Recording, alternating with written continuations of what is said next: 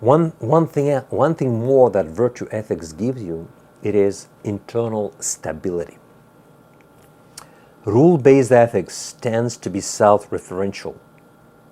Rules are rarely thought of as linked to the human quest for moral perfection, although they are.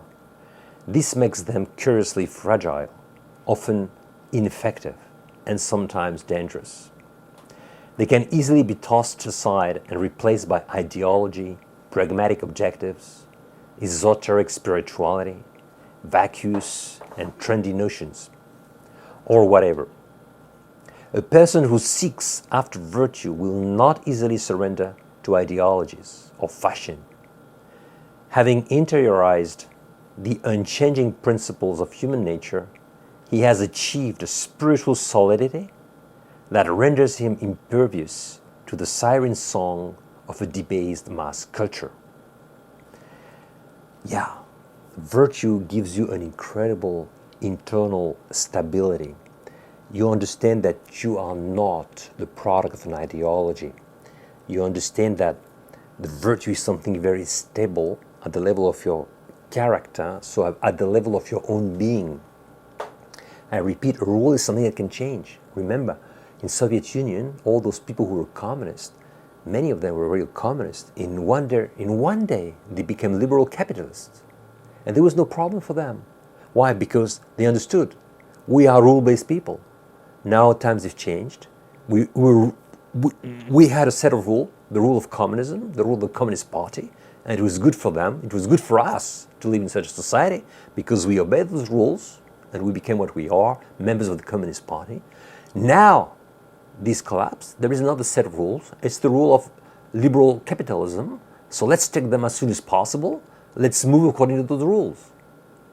Because we have nothing inside. We have no character. We have no virtue.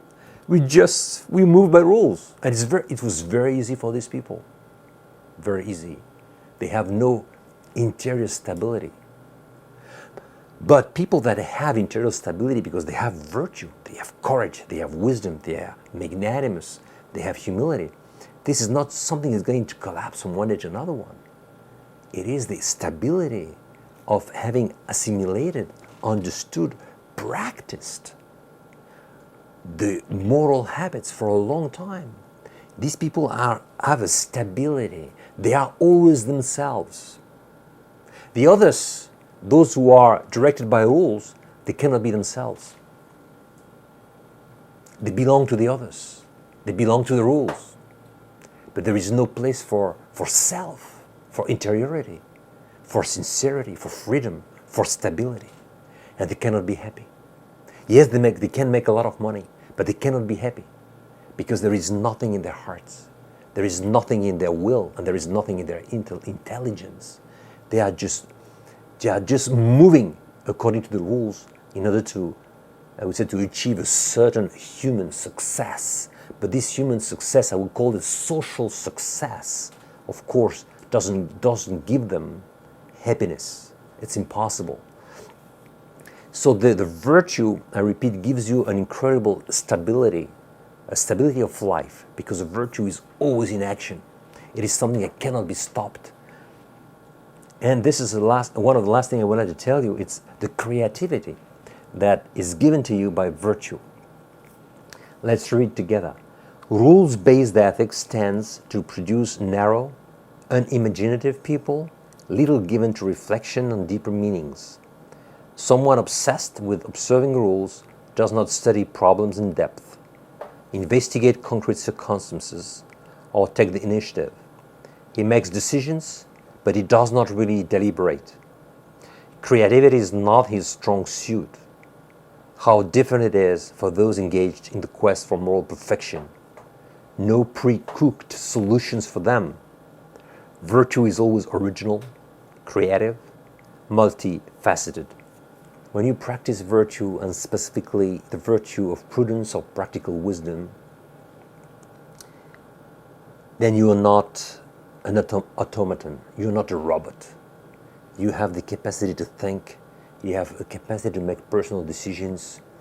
You have the capacity not to repeat what you've been doing before as soon as you see that there is something new here in that situation.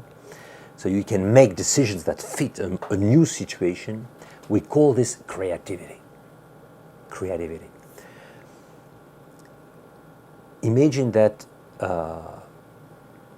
there were 3 or 4 people here with different cultures, different temperaments, and we are facing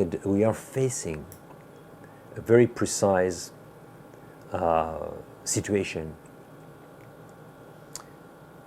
We must know that there is no pre-established solution for this situation. We need to be aware that in prudence, in wisdom, in virtue, there is a place for many different situations. Because for many different decisions fit a precise situation. So I can, according to my culture, according to my priorities, decide that in this situation, I must do this. But I understand very well that a friend of mine, in this situation, he will make another decision. But this other decision will also be wise, because this friend of mine is a wise person like me. But I understand that there is a big part of freedom here, that we have different cultures, we have different priorities, but in facing a very precise situation, many different prudent decisions can be taken. We call this creativity. This understanding that we are free, but all those decisions are right. All those decisions are right because all those decisions bring spiritual growth, help people be themselves. Each one of us has a specific position in life in front of God, a very specific position. And this position has a lot to do with your education, with your past, with your mission in life, with what God at the end of the day expects from you. So we must not accuse other people to make another decision that differs from our decision. No, we have to say, okay, for him it's good to make that decision because it's prudent. It's a prudent decision for him. But I am another person. I have another vision of life because I have another position in front of this event. Yeah, a new position that has to do with my culture, with my background, with my past, with my grandparents, whatever it is, and with my mission in life. So when you practice virtue ethics, you understand those things and you respect very much other people. You understand why they make different decisions. You understand this is right for him to do that because it fits the guy and it's the right decision. It's not the wrong decision. He's not doing evil, he's doing the right thing, but this right thing is not the right thing I want to do. I would do another right thing because I am different. I have another culture, another background. I have another mission in life. God looks at me from another point of view. I have another position. So you respect people, you understand them, but you yourself, you freely, responsibly, with responsibility, you make your own decisions according to who you are. I repeat, without judging the others who are doing this, who are making decisions that are different. And this is the last slide. Look at what I wrote here. There is no moral concept more universal than virtue. It is virtue that makes a man a man. Ren in Chinese, Jin in Japanese. The man without virtue, Feiren, Hinin, is not merely immoral. He is the non-man, as indicated by the ideogram, which represents negation and the lie, interior disintegration, juxtaposed with the ideogram representing man. So look at this slide, you see two ideograms. The one on the left is the disintegration. The one on the right, it is man. We have something very interesting here. Confucius and Aristotle didn't live in the same country and didn't live at the same time, but they had the same intuitions. And the intuition is very simple. Ethics is about becoming a man or a woman. Ethics is about becoming a human being. Ethics is not about observing rules. It is fundamentally something dynamics. For the Chinese, for Confucius, an immoral person is not the man or the woman who does not observe certain rules. It's a man or a woman that has not become a man or a woman, that has not become a human being because he has not developed virtue. So we see in Aristotelian ethics, as we see in Confucian ethics, the same thing, the same idea. which is that ethics is a movement. Ethics is about becoming yourself. Ethics is about self-realization. For Confucius, the immoral man, I repeat, is the non-man. It's not that you do something wrong. It's that you have not become man. Because you have not developed the virtues of humanity.